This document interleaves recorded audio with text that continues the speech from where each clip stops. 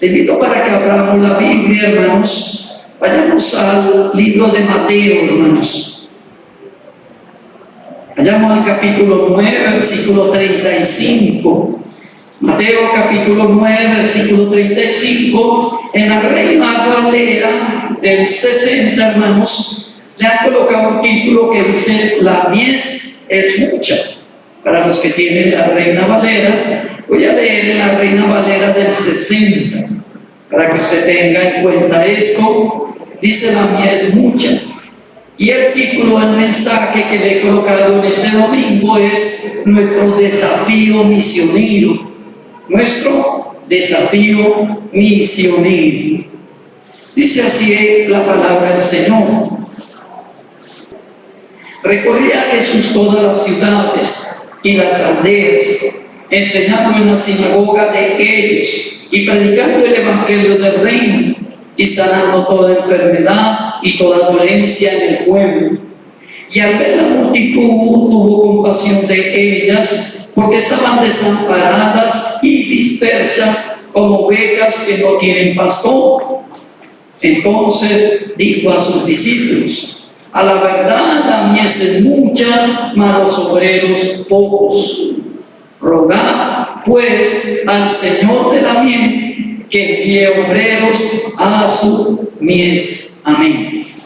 Oremos un momentico. Señor, estamos delante de ti, Señor, y delante de este texto. Estamos, Señor, porque tú nos das el privilegio y el gran honor de abrir este libro, esta Biblia, esta Escritura, Señor, y poder encontrar allí, Señor, este pasaje donde nos habla, Señor, del recorrido y las cosas que tú hacías, oh Señor Jesucristo. Ante ti estamos nuestras vidas, Señor. Hemos venido, Padre, porque tú nos has traído, porque has decretado de que estemos en este lugar, aquí sentados en este mismo instante, Señor. Permita que tu palabra, permita que el mensaje, Señor, permita que seamos desafiados, que seamos establecidos, pero también, Señor, podamos crecer y fortalecernos en la vida espiritual, Señor. Ayúdanos a corregir si estamos mal. Ayúdanos a hacer conforme a tu propósito, tu santa y bendita voluntad, Señor. En tus manos colocamos nuestras vidas. Bendícenos en el bendito nombre de nuestro Salvador, Señor Jesucristo. Amén y amén. Como les decía, el título: nuestro desafío misionero.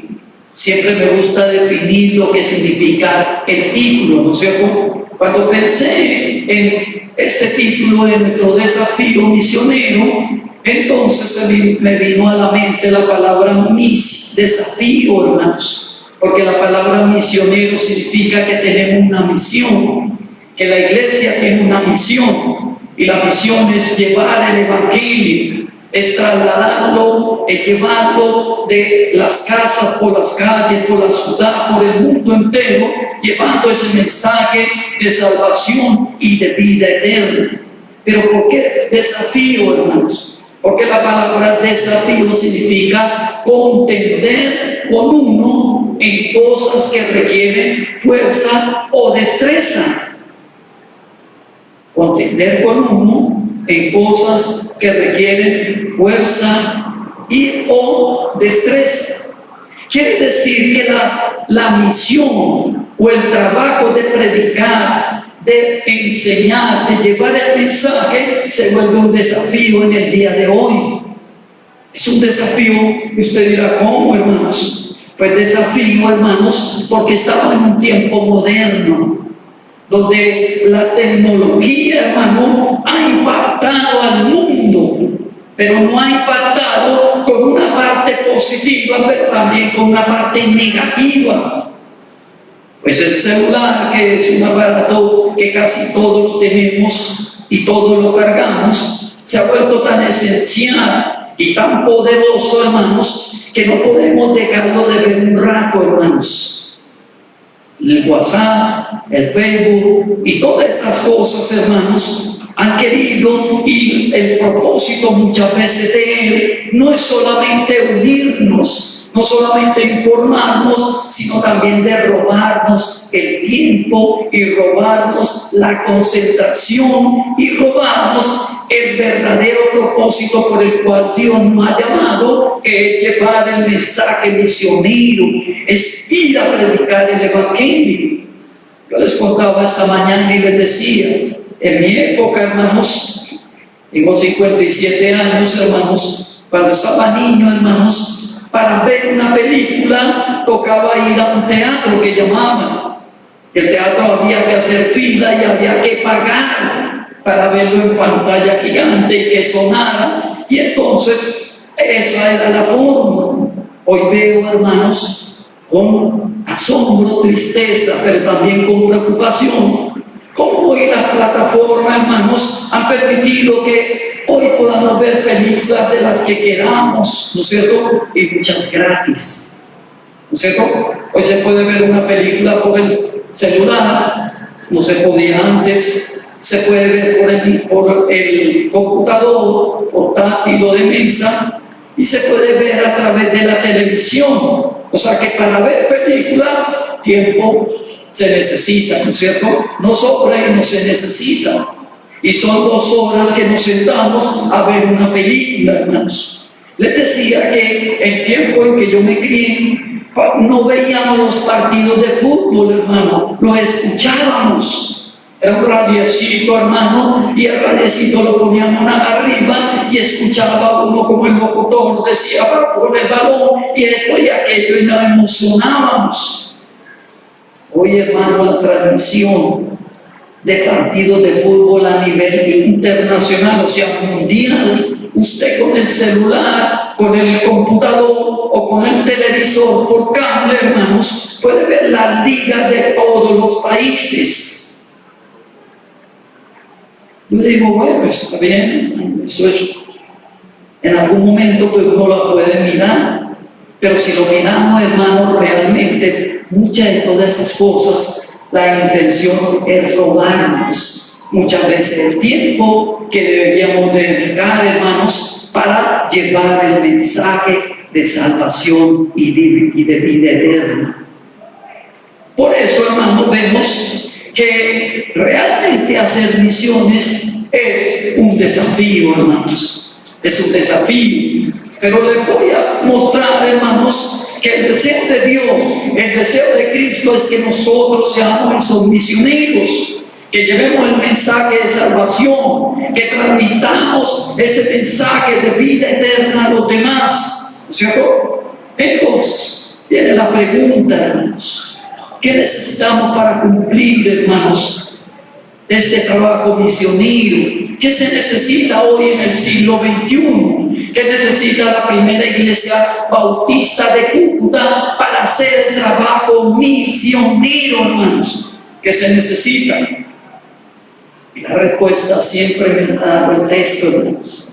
Yo siempre no he tenido que ir a otro lado. Siempre la respuesta de las preguntas que se hace ceremonial, o sea, del mensaje, hermanos, el texto me la da, me la enriquece, me la transmite. Y vamos a encontrar que en el texto, hermanos, vamos a encontrar 3 respuestas, ¿no es cierto? ¿A qué necesito para cumplir ese trabajo misionero? ¿Qué es lo que necesito?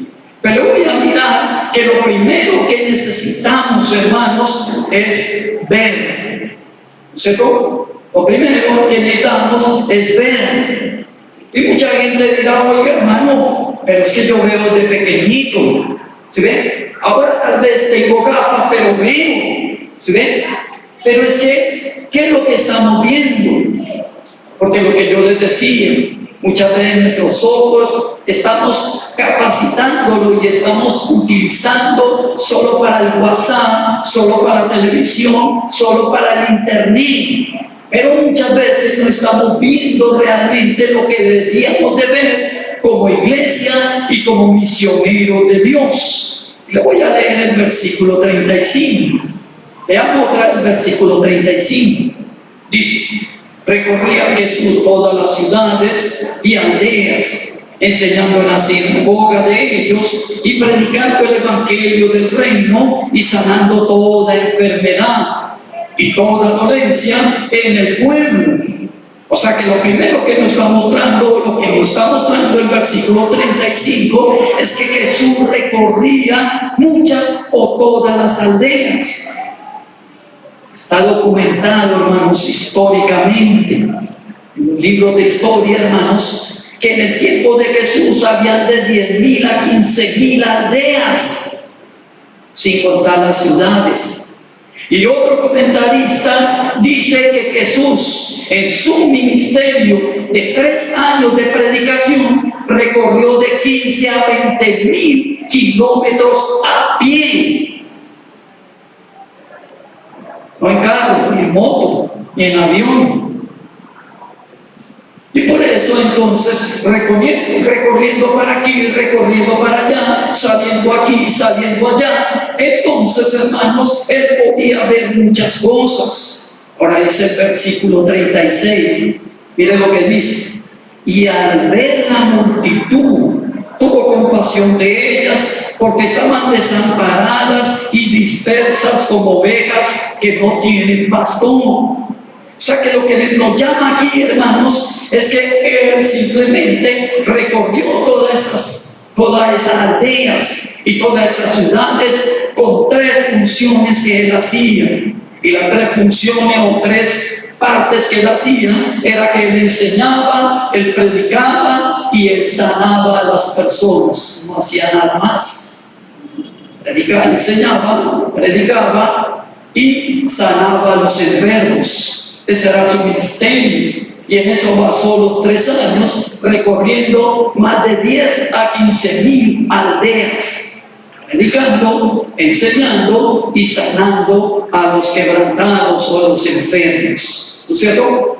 Entonces, ¿qué es lo que el Señor quiere mostrarnos aquí? ¿O qué es lo que yo quiero mostrarle, hermanos? ¿Qué es lo que debemos de entender, hermanos? ¿Qué es lo que el Señor quiere que nosotros veamos? Pues que la iglesia y que usted, hermanos, tiene su mirada y tiene su atención en cosas diferentes a las cosas espirituales. Usted no está viendo, hermanos. En este tiempo en que llegué desde noviembre, hermanos, me pasó algo.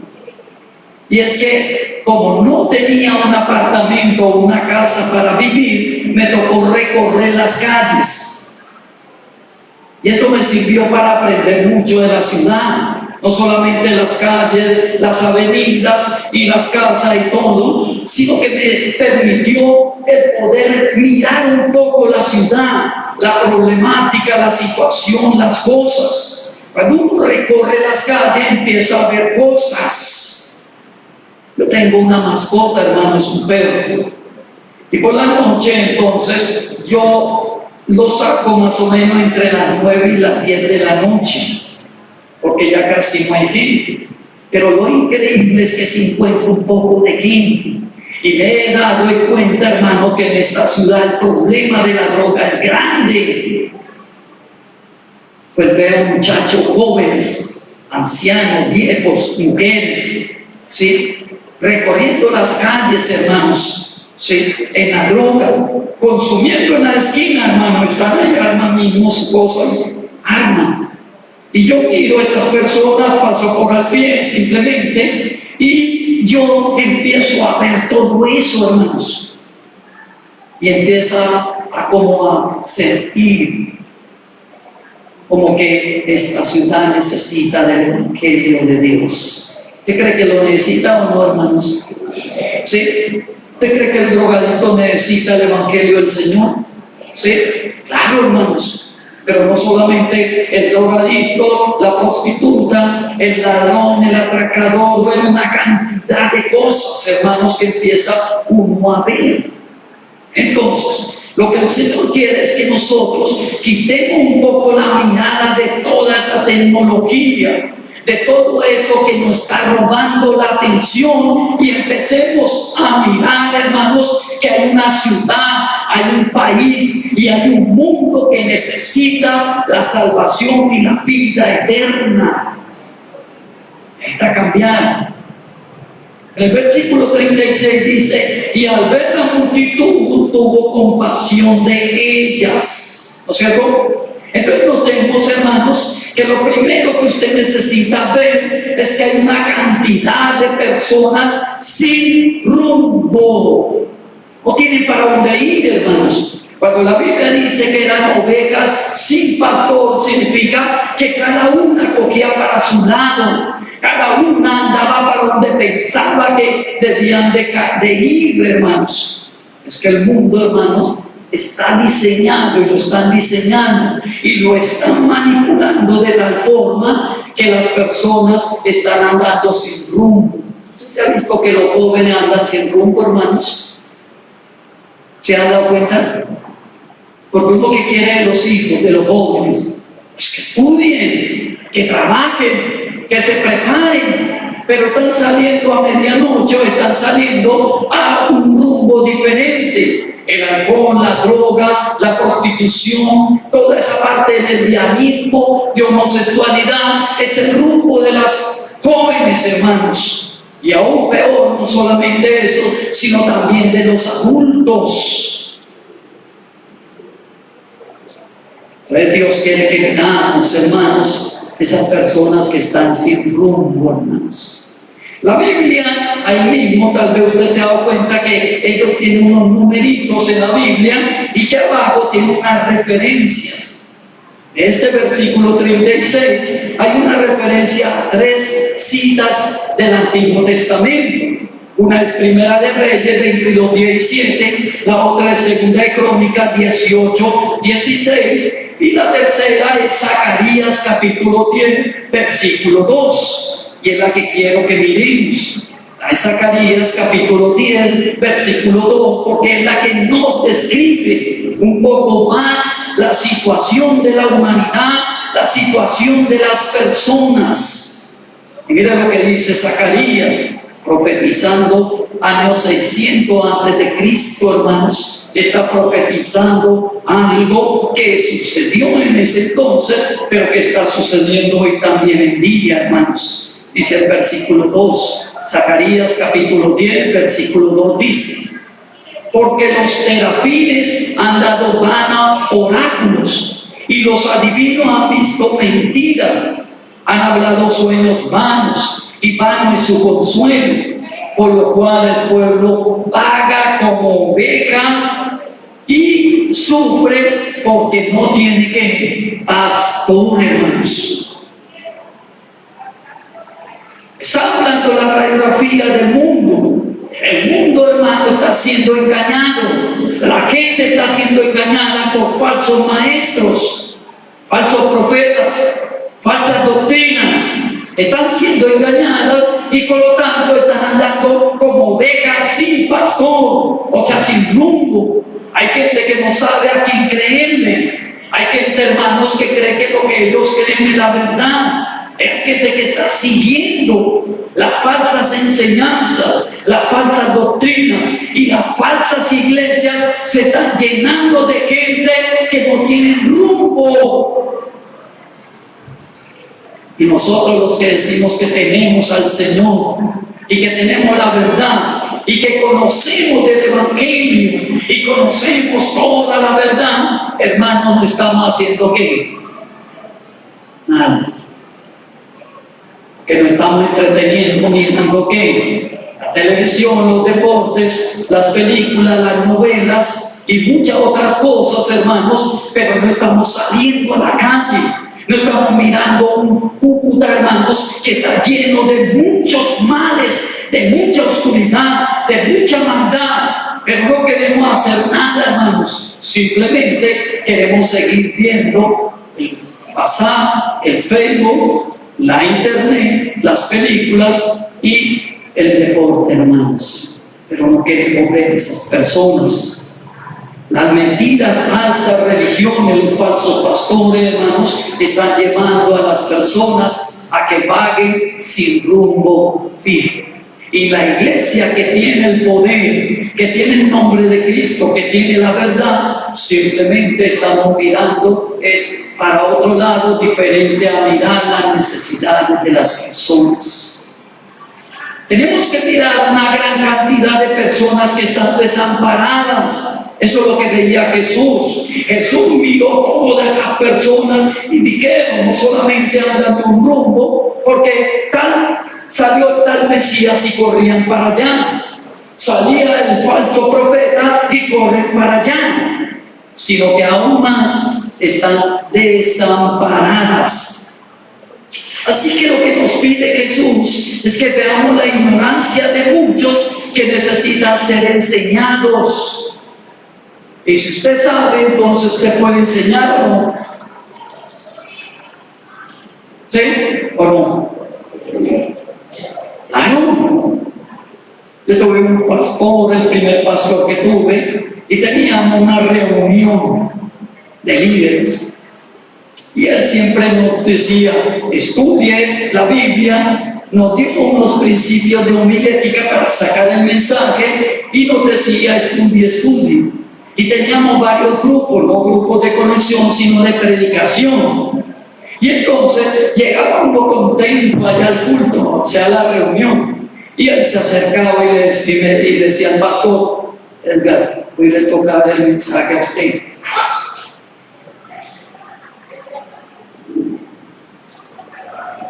¿Cómo así? Pastor, es que, hermano, si usted es un líder, un hijo de Dios, y usted lee todos los días la Biblia, y usted tiene una comunión con Dios, siempre va a tener un mensaje para dar a los demás. Y por eso, hermano, siempre vamos preparaditos, hermano. Todos los que estábamos ahí ya sabíamos. Y cuando el pastor decía, Edgar o Daniel o José, del mensaje, sí señor, hermano, le sacamos la Biblia, y hermanos, a darle. ¿Sí ven? Porque estamos ahí. Pero muchas veces, hermano, nosotros no vemos la necesidad de enseñar y por eso decimos, pues que enseñe a otro hermano. Allá está el hermano fulano, el hermano sutano, él puede enseñar, ay, yo no enseño. Ahora Jesús, que en el texto nos está pidiendo que veamos los enfermos que necesitan ser sanados. Recuerda que hay enfermedades físicas, hay enfermedades emocionales y hay enfermedades espirituales. ¿Y sabe quién tiene el poder para eso, hermanos? ¿Quién? Usted y yo, hermanos. Tenemos el nombre de Cristo, tenemos el poder de Dios y tenemos el Espíritu Santo, hermanos. Así que cuando usted habla y habla de Cristo, ¿quién lo respalda, hermanos? ¿Quién? ¿Quién? ¿El diablo? Lo respalda Dios. Porque ¿qué dice? Cuando usted reúna 2 o 3 personas a hablar en mi nombre, ¿quién estará? ¿El diablo? Dice que Jesús. ¿Y quién lo respaldará? ¿Y quién le ayudará? ¿Y quién lo sostendrá? Pues Dios, hermanos, es Cristo, hermano, ayudándolo para que usted dé un mensaje, para que enseñe algo, para que usted medite algo, hermanos. Entonces, lo primero que vemos, hermanos, es que usted necesita que vea que, hermanos, la necesidad del pueblo. Eso nos pide que veamos los hambrientos que necesitan que le prediquen el mensaje de salvación. Usted sabe que afuera hay muchos hambrientos, hermanos, no de hambre física, sino de hambre espiritual, hermanos. Yo he visto muchos hambrientos afuera, hermanos, y simplemente les hablo algo y con eso ya les abro el apetito, hermanos. ¿Sí ven? Haga usted el ejercicio. Hay gente que en la calle se ha visto que lee la Biblia, ¿sí? Y cuando lee la Biblia, yo me acerco y le digo, y entiende lo que lee.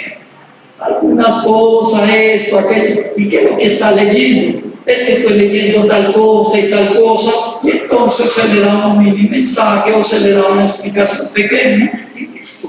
Ahí lo dejó, como con la espinita, dice la gente. ¿Sí ven? El día siguiente pasa y yo ya leyó, no he tenido tiempo, esto, entonces. Bueno, pues si quiere yo vengo y le dejamos aquí y el puesto suyo. Y entonces sí, lo pienso que esto, que aquello.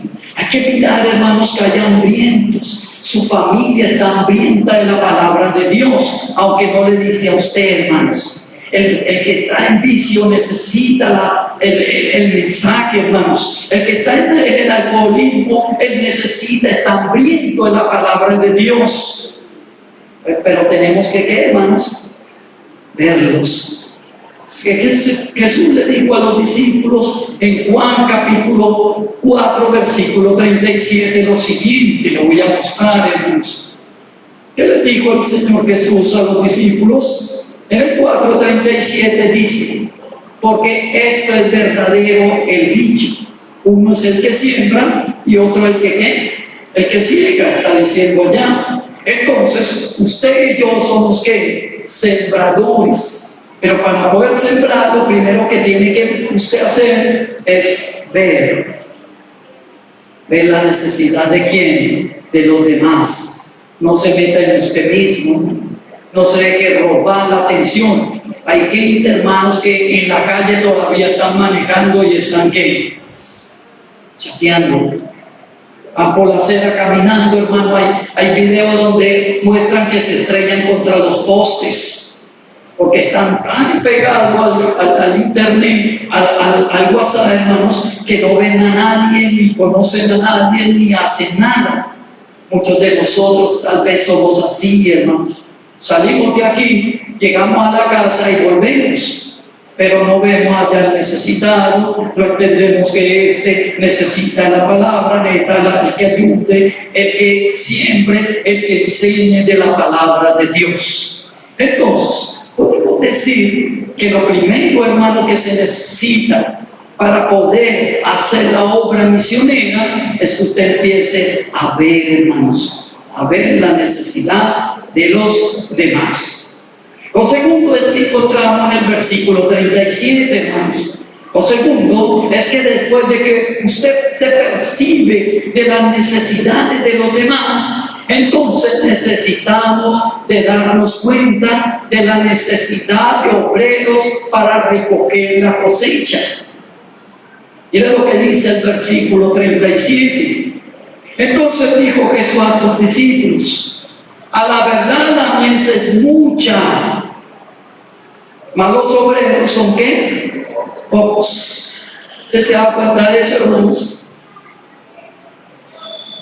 Si en la calle hay 700 o 1.000.000 de personas, ¿cuántos obreros se necesitan, hermanos? ¿Poquitos?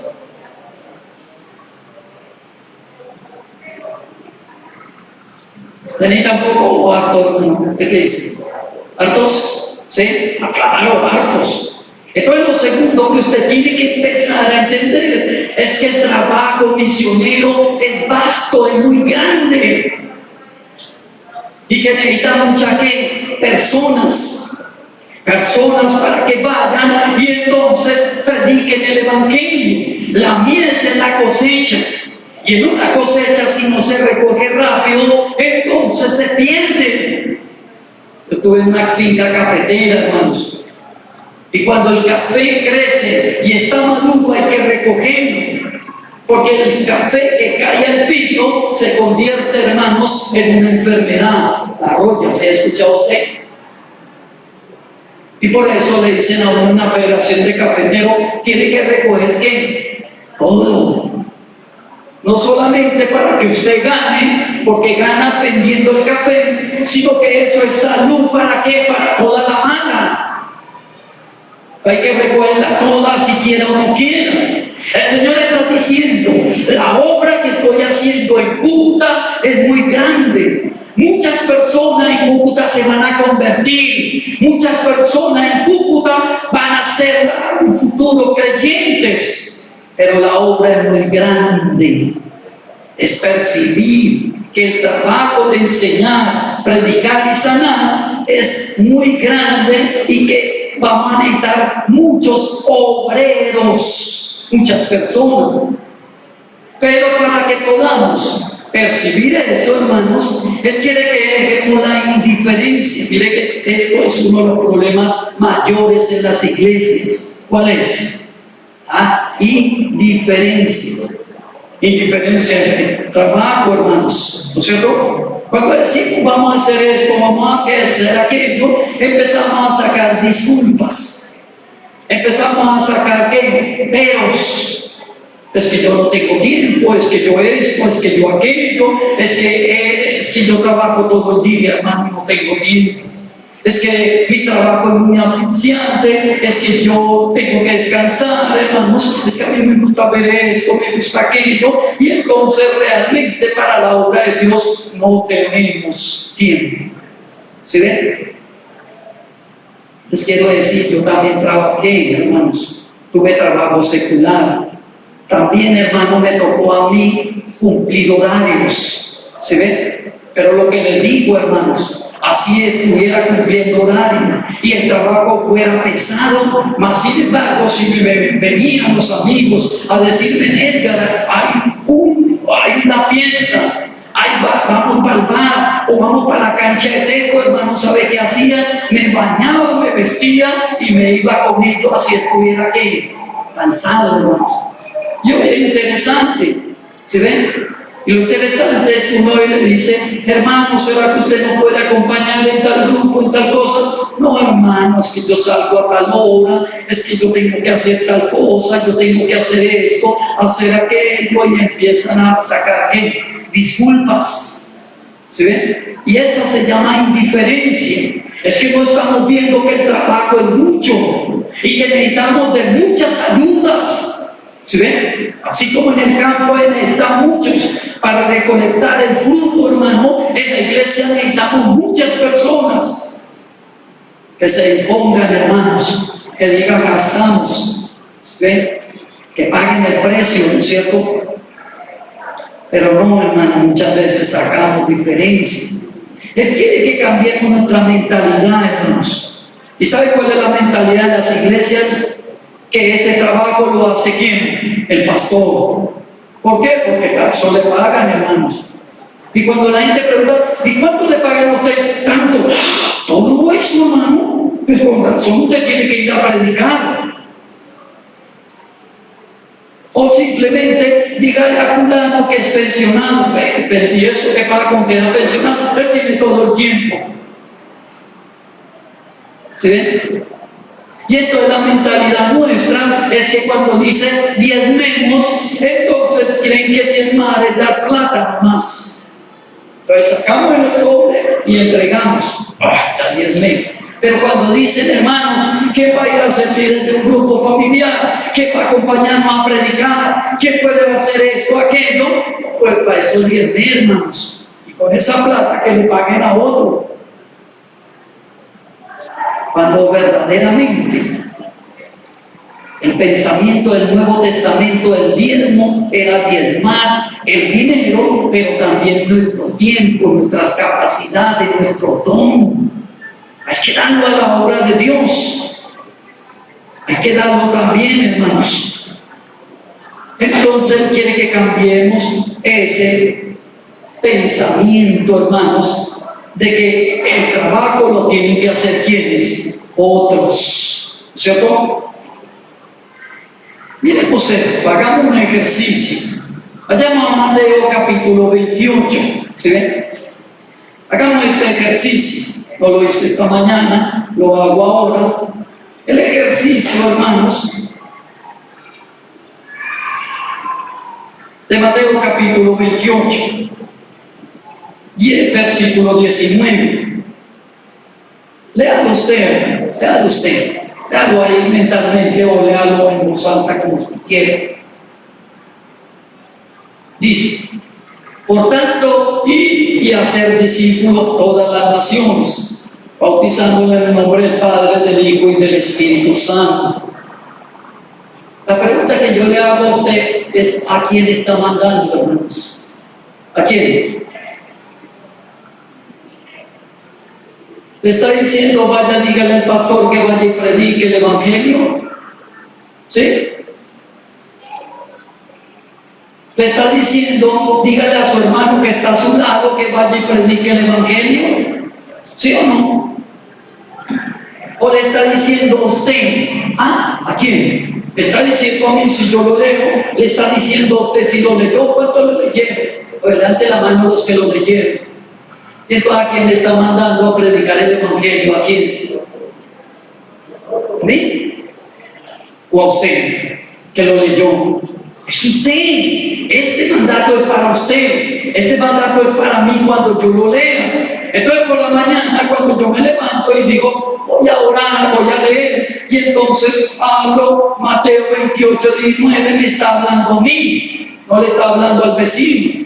No puedo llamar entonces, oiga hermano, si sabe, ay, el Señor me dio un mensaje para usted, que vaya y predique usted el Evangelio. Cuando el Señor le está hablando a uno en primera persona y le está diciendo, ¿y quién? Usted, vaya y predique el Evangelio. No le está diciendo al vecino. Entonces, está diciendo el Señor primero que usted tiene que mirar, hermano, la necesidad, la descomposición moral, ética de este mundo y especialmente de su hogar, de su cuadra, de su barrio, de Cúcuta, del mundo entero.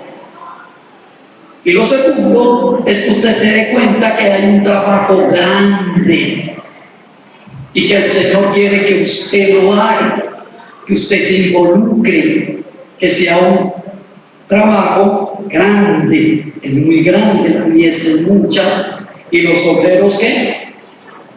Pocos.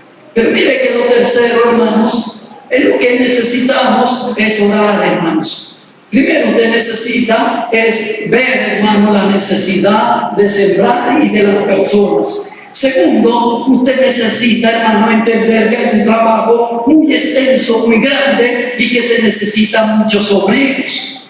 Pero lo tercero, usted necesita orar. Mire lo que dice el versículo 38. Dice, rogad pues al Señor de la mies que envíe obreros a su mies. Ya que está diciendo que oremos. Ahora, aquí es la parte que yo le llamo chistoso. ¿Por qué chistoso? ¿No es cierto? Cómico. ¿Por qué? Porque si Dios le está mostrando a usted que hay mucha gente y usted empieza a ver que hay problemas, hermanos, de droga, hay problemas de alcohol, problemas económicos, problemas por todos lados, y ve la necesidad de las personas. Y si Dios le muestra a usted, hermanos, de que hay un trabajo muy extenso con ellos, entonces muchas veces la oración no debe ser, Señor, traiga gente a que predique el Evangelio. Porque eso es lo casi que hacemos. Cuando tomamos el texto simplemente está diciendo, ay hermano, hay que decirle a los misioneros nacionales, a los misioneros extranjeros, que nos mande un grupo de misioneros para que prediquen. Y ojalá que llegaran 50, para que ellos vayan y prediquen lo que usted y yo tenemos que hacer. Porque normalmente queremos que otro haga lo que nosotros debemos de hacer. Siempre estábamos ahí. Yo me acuerdo desde que comencé a entrar a la iglesia bautista, siempre las oraciones, Señor, envíenos las misiones extranjeras, o sea, una persona de los Estados Unidos que le llamamos gringo, envían un misionero, porque el misionero trae plata, el misionero trae no sé qué, trae, y siempre queríamos era que llegara. Entonces llegaba el misionero y entonces le botábamos toda la carga al misionero. Bueno, usted organice esto, organice aquello, y aún pida plata porque necesitamos en la iglesia. Y necesitamos que ellos nos ayudaran o que hicieran y nos arreglaran todo, hermanos. Que aquí está diciendo el Señor, está diciendo. ¿Qué debemos de orar? ¿No es cierto? Es la pregunta. Rogar, dice el Señor. Pero ¿por qué, hermano, debemos de orar? Que venga gente a otro lado, hermano, a hacer el trabajo. ¿De qué dice? Sí. Bueno, si nos mandan 20 misioneros, amén, ¿no es cierto? Pues los recibimos. Y si se quedan, pues mucho mejor. No me importa, no estoy hablando de que no hay que recibir a nadie. No. Pero la pregunta es, ¿por qué el Señor le dice a usted, después de que usted se da cuenta del problema o de la necesidad espiritual de la gente, después de que usted ve que el trabajo que el Señor quiere hacer es grande, ¿por qué le manda a orar? ¿Por qué nos manda a orar, hermanos? ¿Por qué o para qué, no es cierto? Pues le tengo la respuesta, hermanos. Lo primero es que el Señor quiere que roguemos al Señor para que envíe obreros. Pero no obreros de otro lado, hermanos, sino obreros de ¿a dónde? De la iglesia.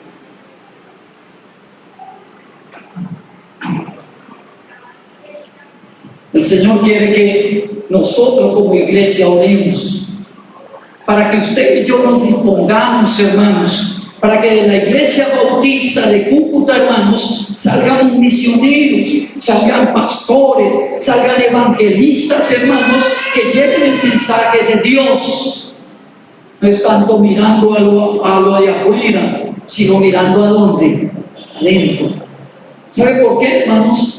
Porque estamos muy acostumbrados, hermanos, a hacer diferentes actividades en la iglesia. Nosotros, hermanos, estamos muy enseñados a que hagamos en la iglesia reuniones, talleres, seminarios, cosas. Y ahí venimos. Pero nos quedamos con los talleres, seminarios, comemos y comemos y comemos, pero nada producimos, hermanos. Dios quiere que la iglesia, hermano, usted y yo empecemos a orar. Que en la iglesia salgan misioneros, que en la iglesia salgan predicadores, que en la iglesia salgan hombres y mujeres de Dios a impactar un mundo que necesita el evangelio de Cristo. ¿Sí lo podemos hacer o no, hermanos? ¿Cierto? Amén, debe ser un motivo de oración. Pero ¿cuál sería la otra, hermanos? Hay que rogar a Dios para que esos obreros salgan de su comodidad, hermanos. Es que nosotros, los creyentes, nos acomodamos a la iglesia. ¿Sí ven? No queremos salir. Entonces, cuando tiene que hay que hacer esto, no, hermano, yo mejor me quedo en la iglesia, hago esto, hago aquello. Cuando uno lee el Hechos de los Apóstoles, resulta que los apóstoles todos se quedaron en Jerusalén. Y era la orden, porque la orden es que en Jerusalén, pero la orden es que era que predicaran el evangelio. Y entonces, a cuestión de la persecución, dice que muchas personas salían por las calles, salían por las aldeas, salían por los pueblos, salían por las ciudades, predicando el reino de ¿quién? De Dios. Y que muchas personas se convertían, hermanos. Usted debe, hermano, orar, no solamente para que en la iglesia sea una iglesia misionera, no solamente orar que de la iglesia salgan misioneros o predicadores o personas que lleven el evangelio, sino que usted debe orar para que usted se pueda disponer usted personalmente y pueda decir, hermanos, yo estoy acá, el Señor me ha dado, el Señor me ha fortalecido, el Señor me ha dado instrucción, llevo tantos años recibiendo talleres, seminarios, escuela dominical, y yo puedo ser esa persona, ese obrero que Dios quiere que seamos, y no tanto orar por otras personas. Ese es el mensaje. ¿Qué podemos concluir? Recuerde, el Señor quiere que usted vea la necesidad de la salvación de muchas personas. Dios quiere que usted vea, hermano, y entienda que hay un trabajo que el Señor quiere realizar y que es grande aquí en la ciudad. Pero también usted debe ver, hermanos, y debe orar, no solamente para que la iglesia, sino que usted mismo se disponga en esa vida espiritual y pueda ser el instrumento que Dios necesite, hermanos.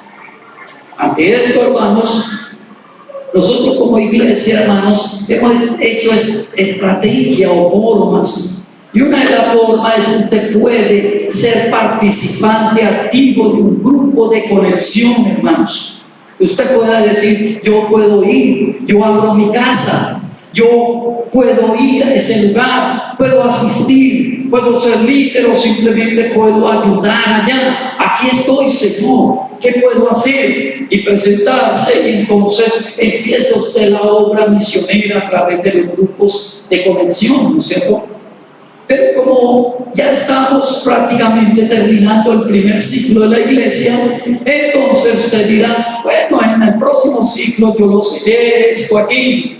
Entonces, para que usted empiece a ser activo en las cosas de la iglesia, entonces hemos elaborado, hermanos, un pequeño folleto o una hojita que le dimos a los hermanos de esta mañana y que se lo tenía, pero se me perdió ahorita. Sin embargo, la hermana lo tiene. Es simplemente, hermanos, un formato donde usted se puede incluir en ese trabajo misionero, lo que decía el pastor Eberto, ¿no es cierto? Esta semana que le llamamos misionera, hermanos, usted también lo puede incluirse. ¿Cómo lo puede hacer, hermanos? Por medio de ese formato donde usted puede anotar 3 personas con las cuales usted va a orar, esas 3 personas que usted le va a hablar y esas 3 personas que usted va a invitar para que dentro de 8 días, hermanos, pueda estar en este lugar, hermanos. ¿Sí lo podemos hacer o no, hermanos? ¿O no? ¿Sí o no, hermanos? Están como callados ahora sí. ¿Sí? Entonces, como usted lo puede hacer dentro de nuestra hermana, la hermana Francia, hermana, entonces ella le entregará a cada uno el papelito, hermanos. ¿Sí está la hermana o no? Sí, el que dice de anotar 3 personas, hermanos. ¿Sí? Le puede dar a cada uno, hermanos. ¿Sí? Y usted va a anotar a 3 personas que puede usted, entonces, puede anotar, hermanos. Es una forma en que usted, hermano, va a tener ese desafío, una forma práctica y una forma en que usted va a incluirse en ese trabajo. La idea es que dentro de 8 días usted traiga mínimo 3 personas invitadas, ¿sí? Para poder escuchar el mensaje de salvación y de vida eterna. Bien, vamos a orar, hermano, para terminar. Cerremos un momentico los ojos, hermanos. Y espero que usted haya entendido y que de ahora en adelante usted ponga más atención en las necesidades que hay en Cúcuta y en Colombia y en el mundo entero, hermanos. Espero que usted pueda entender que el trabajo que el Señor quiere hacer es un trabajo bonito, pero un trabajo muy vasto aquí, hermano, en Cúcuta.